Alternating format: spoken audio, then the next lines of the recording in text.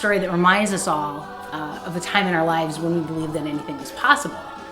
And when people leave the theater, they believe again. Starry lights blazing out a trail for love tonight. It's those starry lights making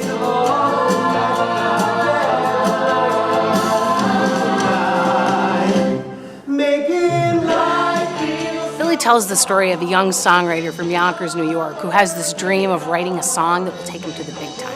At a demo session, he meets this young woman with a killer voice. His songs and her voice are the perfect match.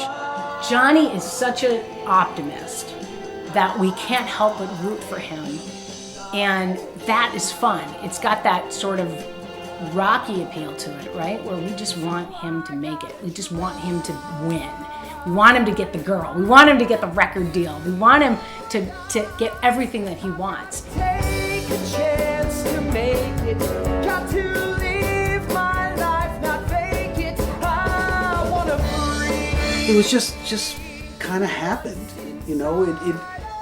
I met the singer Phyllis at a health club, and I just was walking by the locker room and I heard her singing, and I just waited outside the locker room until everyone who came out, I said, was that you singing? Until she finally came out. And when we got her to the demo session, her voice was so powerful and so big that he just said, she can't sing background vocals, it's just way too big. She should be the center point of the band. And her name was Phyllis, and he decided to call the band Philly. We are believers, we believe that we're ready for the shot over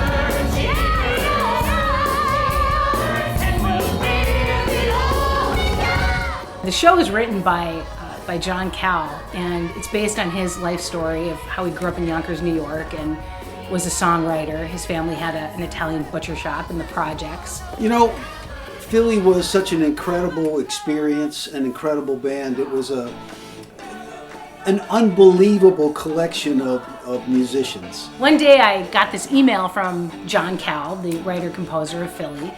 He had written this original musical and needed a director, and he gave me a script and a CD of the demos and said, take a look and let me know what you think. I immediately loved the music. It was catchy, contagious. It was music that, as a kid, I absolutely would have been listening to, that I think probably all of us would have been listening to. Philly has 26 musical numbers. They bridge from rock and roll to pure, you know, Walt Disney type ballads. When you really love someone,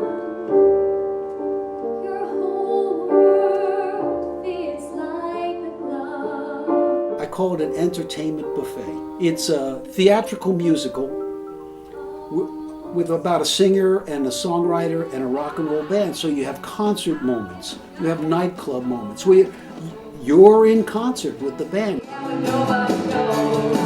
In the night when nobody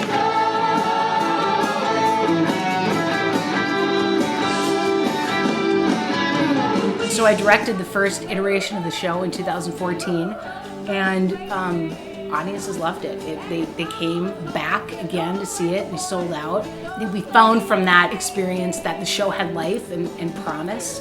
Put it up again in 2015, and then really decided to get serious. And that's when we took it to New York City in 2017 for a 29-hour reading. We learned a lot about what we wanted the show to be about, what it wasn't about. And so then when we came back from that reading, we decided that we wanted to put up a proof of concept workshop, and we did that in the fall of 2018. When you meet some guy who gets you really high and you're excited. It was fabulous. The show was amazing. I absolutely loved it. Everyone's great. The cast is great. The dancing is great. The singing's great. Come and see it. Funny moments in there were perfectly timed. The audience reaction was a lot of fun to watch and listen to, and the music was wonderful. The voices were fantastic. It was a lot of fun. Really enjoyed it. Felt like it was in New York City. I absolutely loved it, and I would go to it again, and again, and again. Philly's success is really attributed to the fact that it appeals to a multi-generational audience of both men and women. and especially to audiences that don't traditionally like musical theater. People come out wanting to see it again because of the high energy and the inspiring message behind it. The kids can come, teenagers can come, mom and dad, the grandparents. It bridges musical styles, it bridges generation, and I want everyone to walk away feeling good, inspired, and happy. It's got a real positive message. It's about following your dreams. It's about if you try, you can. And it's about what's important in life. What's really important is real love.